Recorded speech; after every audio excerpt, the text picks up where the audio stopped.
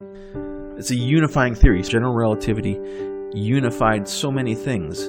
It brought together Newtonian gravity, time dilation, relativistic aberrations, gravitational lensing, black holes. Just about damn near everything is explained by this. Everything but quantum mechanics was explained by this new theory of gravity, general relativity. So, wow, that's great. We still use Newtonian mechanics to send spacecraft to the planets. The Rational View is a weekly series hosted by me, Dr. Alan Scott, providing a rational, evidence-based perspective addressing important societal issues. Greetings, I'm Dr. Al Scott, and welcome to the first episode of The Rational View. Are you, like me, appalled by the rise of anti-science sentiment in society and the storm of misinformation getting from the media, what it's doing to society?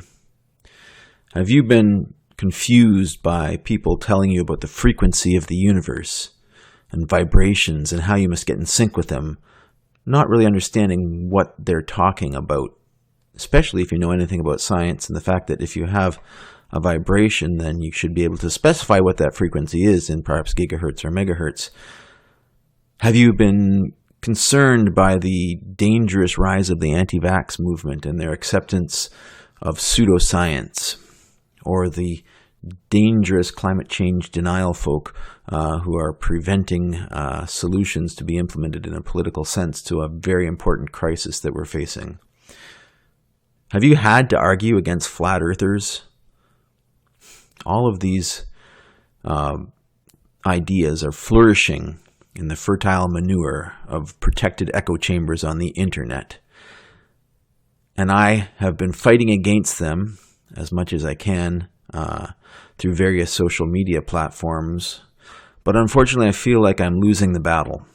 And I thought, well, I'm a scarred veteran of this, and I would like to bring more people onto the side of good. And so I'm appealing to you to help me push back the tide of ignorance. If you also feel strongly about this, I appreciate you coming to listen. Please like, comment, and share this podcast. I'd appreciate if we could get the word out and help to normalize the discussion, decrease the polarization, and get people talking again. Now, I've seen what passes for discussion on these internet sites, and basically it's a lot of yelling and name-calling. And I think that's mainly because there are uninformed folk on both sides of most issues. And these people are pushing their own agendas or their leaders' agendas without really understanding one or the other. It's mainly tribalism. And science succeeds by people actually thinking and questioning and going out and looking at the original sources and trying to do their own research. So, to arm you in this fight, I'm putting together this podcast, and this first one is the basics. What is science?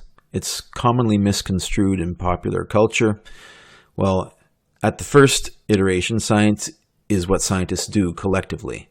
But that's too simple and not very helpful. But yes, if you can, listen to scientists instead of journalists, instead of politicians on particular issues. Now, science is not a list of facts. Many people think science is an accumulation of knowledge, and that's not science. That's more technology or engineering. Science is a process of applied skepticism by which we learn about the universe as it presents itself. We gain knowledge through science. So the scientific method is simplified to observe measurements, make measurements, produce hypotheses about these measurements, how they came to be, try to develop a calculation or a theory. Test your hypotheses, test them rigorously and without bias, and discard them when they're found to be inaccurate, and then repeat.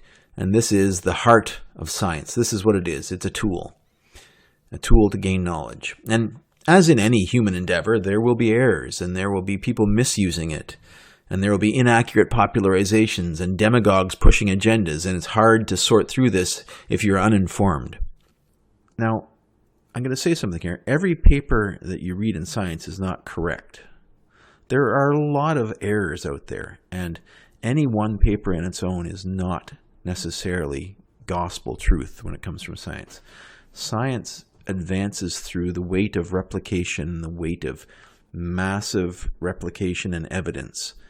And as that evidence builds up, scientists begin to realize that this particular theory is better than that particular theory. And so it builds itself up, and it's self-correcting. If someone makes a mistake in a paper, someone will try to replicate it or disprove it, and science will then go back and say, oh, well, this hypothesis was wrong. Now, a little bit of terminology in science. Laws, scientific laws, are observations that can often be measured and demonstrated and repeated. And often they have a formula that describes them, like, for example, Newton's laws of motion, which govern force equals mass times acceleration. Every action has an equal and opposite reaction. The law of gravity, and the popular statement of this is what goes up must come down. Or Kepler's laws of planetary motion. So these are all laws, well-observed things. Typically, a formula can be used to represent them. Then they have limited explanatory power. Now there's hypotheses. Hypotheses try to explain observations. And these are things that scientists will put forward and test and try to put together a framework which has a predictive power and is able to predict how things happen. And then there are theories. And theories are better than hypotheses. Theories pull a lot of stuff together, and they have a vast explanatory framework. And typically they are hypotheses that have been tested and not disproven. So they've been successfully tested over time and built up a lot of evidence behind them. And these are things like the theory of gravity or the theory of evolution. And these are very different from Steve on the internet's theory that the government is creating COVID viruses with cell phone towers. That usage of the word theory is not the scientific usage of the word theory. Now, to be a scientific theory, obviously it has to have great explanatory power. It also must be falsifiable. And that means you must be able to envision a measurement or a test that it could fail that would make you discard it. Otherwise, if it can't be tested, it's philosophy. And this distinction is important. I mean, some theories have been tested to such an extent that we don't think that they will ever be falsified. And that doesn't mean that they weren't originally falsifiable when they came into play. It's just that they've been so many times tested and found to be correct that, yes, no, we don't expect a particular measurement will falsify it because the measurements have been made. Now, what this means is one must be able to posit a measurement or discovery that would cause the theory to be discarded. So this, for example, takes most of religion out of the realm of science. In fact, if you were to say that God did it is your theory of everything, you could be right. And I'm not going to argue with you. I respect your opinion and your views, and that's fine. You may believe what you believe, but it's not science because you can't falsify it. You can't identify a particular thing that happens that would cause you to discard that hypothesis or theory, right? It's not a theory from science because there's nothing that could happen that wouldn't be consistent with God did it, because you can just say God has a mysterious mind and this is part of his plan and we just don't know it, right? So it's not science, and that's fine. Now another tenet of science, nothing is ever proven in science. My product has been proven to do X, Y, and Z. Well, no, it hasn't been proven. It's been tested in a particular study, and in this study, there was statistical evidence that your product did X, right? It's not proof. A better study could come along and find out that maybe we missed something in the first study and it was a confounding factor that hadn't been controlled precisely that caused this thing. So one study isn't proof.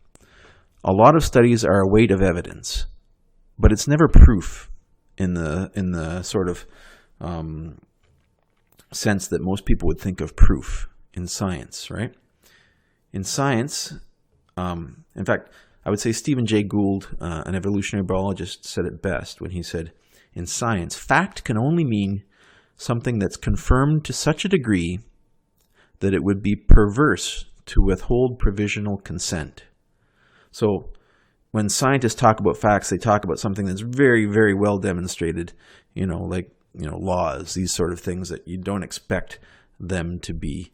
You would have to be perverse to say that they aren't a fact, even though they haven't been quote unquote proven. There could be something that comes along to disprove them in the future. At this point, I'd like to take a break and thank my sponsors. This podcast brought to you by my wife and COVID-19. Thank you for giving me the time to do this. So I want to give you a statement by Bertrand Russell that I find is true. He says, "The whole problem with the world is that fools and fanatics are always so certain of themselves, but wiser people so full of doubts." And I'm sure any of you scientists out there will understand where I'm coming from. Scientists pride themselves on objectivity. We're trained to identify and eliminate self-bias. We sound uncertain, though, when we're talking to the general public. In scientific discourse, we give our theories out, and we are required to show the potential counter-arguments and where we might be wrong or proven wrong in the future. So we have to present equally both sides of the argument. And this makes us sound uncertain to the general public because obviously the fools are very certain of themselves. And I'll talk about that in another podcast about the Dunning-Kruger effect. Scientists all around the world come to the same conclusions by looking at the evidence. It's not like religion where it depends on where you were born, which theory you will follow. Scientists all around the world come to the same conclusions on all the same problems because they have the same measurements to look at and the same data to look at and the same theories and equations. A core principle of science that you should understand is Occam's razor. Occam's razor basically states that the better theory has fewer assumptions. In other words, if you have two theories describing something, scientists will try to get the more explanatory one as the basis.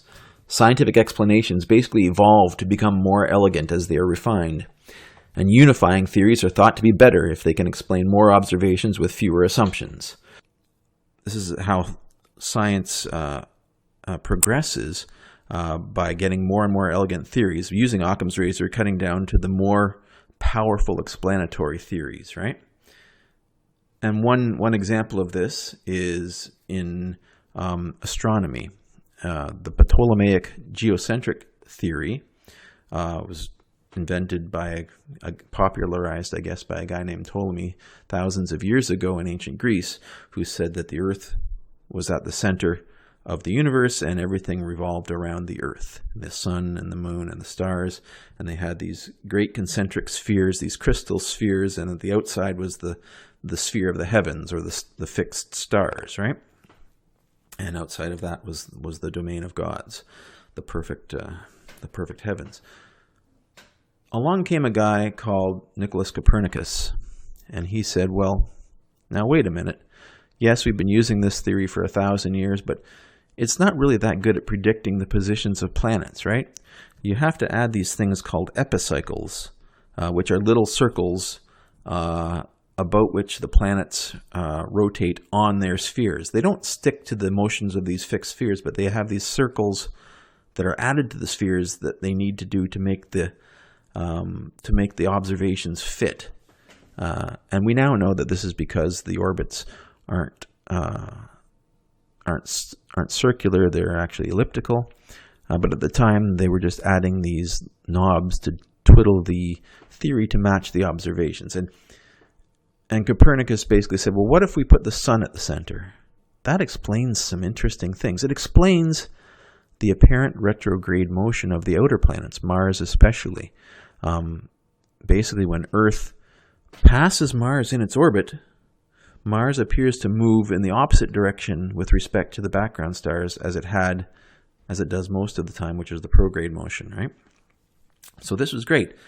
Copernicus came up with this theory, and it explained retrograde motion. But it had a drawback. the planet now has to move. Earth now has to move around and spin. And it doesn't feel like the Earth is moving. Why would the Earth be moving? And he also still had to add epicycles to his heliocentric theory, because he also used circular orbits instead of ellipses, which we now know are the true motion of the planets that are in ellipses. And he had to have these epicycles. So at the original time, the Copernican model wasn't any better at describing the positions of the planets than the Ptolemaic model, but it explained an extra thing without having to have an epicycle for retrograde motion. So it was a little bit better in the scientific sense, in that it had more explanatory power. Then along came a guy named Kepler, and Kepler is the guy who basically said, well, wait a minute, if I take this great data that my friend Tycho Brahe has given me on the orbit of Mars, Mars is the most elliptical of orbits of the inner planets that we know of now. If we take this great data and fit it to an ellipse, suddenly the epicycles go away. And this was an amazing breakthrough. Right now we have even better models. So science is progressing on the shoulders of each person. There's an additional advance that gets us closer and closer to what we think of as the correct theory. So Kepler basically got rid of all these epicycles. So there's no more knobs necessary. We still have the planet moving about, and we don't know why the planet's moving about. Many people think that, oh, well, maybe it's angels pushing the planets about, and the church isn't too pissed off if we do this. We think about it this way. Nobody knows really why the planets go around, but here's a very good explanation of why they do this, and he came up with Kepler's planetary laws about how planets move. And this was good, and it was a good calculation framework for calculating positions of the planets. It was really good. Didn't have to keep track of epicycles, you just have to keep track of the ellipse. Then along came Newton. And Newton was a genius who worked out the laws of motion, and he was able to say, worked out the law of gravity, universal gravitation. Universal gravitation explained Kepler's orbits. And this is really interesting. So Newton was the guy, he basically, you've heard of the apple falling, the story of the apple falling on his head, and he said, gravity. Well, people knew apples fell down. That wasn't the thing. What he realized, his great realization, was that the same force pulling the apple to the earth pulls the planets to the sun. It pulls the moon to the earth. And the same equation that governs that apple falling on his head, when applied to the planets in orbit about the sun, gives you Kepler's laws of planetary motion. So he came up with this amazing thing. An apple and the moon are following the same gravitational force. It's universal gravitation. And what an amazing breakthrough, and to be able to reach out to the planets and describe this thing and learn this first new thing. This is a scientific revolution. And now, we've all been told, science has been proven wrong many times, right? Scientific revolutions come along and disprove and overturn everything before them. But it's not really the case that everything before it gets thrown out. You don't throw out the baby with the bathwater. Almost always, the previous understanding is retained as a special case of a more general, better theory. And in this story that I tell you about Newton's universal gravitation, well, it got disproven. A guy named Einstein came along and invented relativity, which is basically our current theory of gravity, and it completely overturned Newtonian mechanics, right? Newtonian mechanics is only good for slow speeds, low masses, these sort of things. Einstein took these postulates about the speed of light and time and space and basically said, well, when you go close to the speed of light, space is different. Newtonian mechanics is wrong in these special cases. Newton is basically only used for when you're not close to the speed of light. But Einstein is much more general. It's a unifying theory. General relativity unified so many things. It brought together Newtonian gravity, time dilation, relativistic aberrations, gravitational lensing, black holes, just about damn near everything is explained by this. Everything but quantum mechanics was explained by this new theory of gravity, general relativity. So, wow, that's great. We still use Newtonian mechanics to send spacecraft to the planets.